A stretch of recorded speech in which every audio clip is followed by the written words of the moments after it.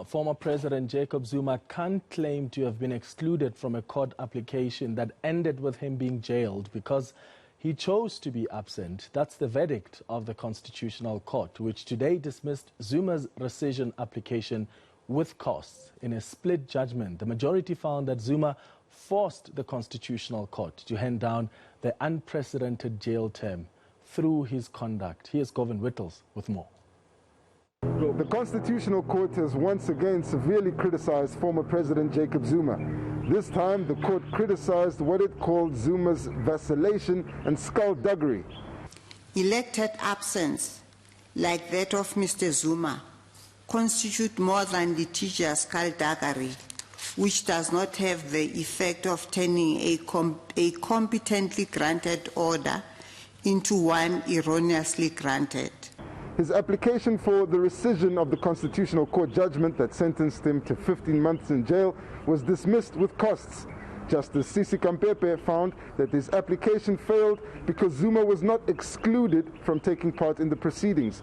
Instead, she said he precluded himself by refusing to appear and submit court papers. He knew of the relief the Commission sought. Despite this, he elected not to participate. The majority emphatically reject any suggestion that litigants can be allowed to butcher of their own will judicial process which in all respects has been carried out with the utmost degree of regularity, only to later plead the absent victim. It's this preclusion that Kampepe found justified the limitations on his rights to a free trial. In a minority judgment by Justices Jafta and Theron, the opposite was found.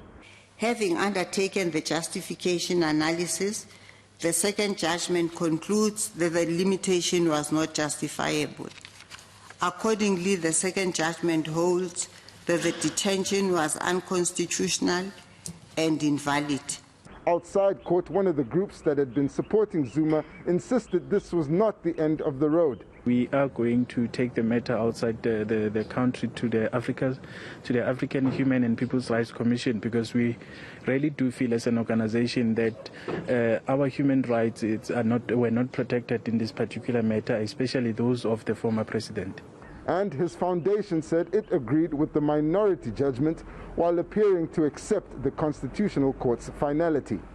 Govan Whittles, Johannesburg.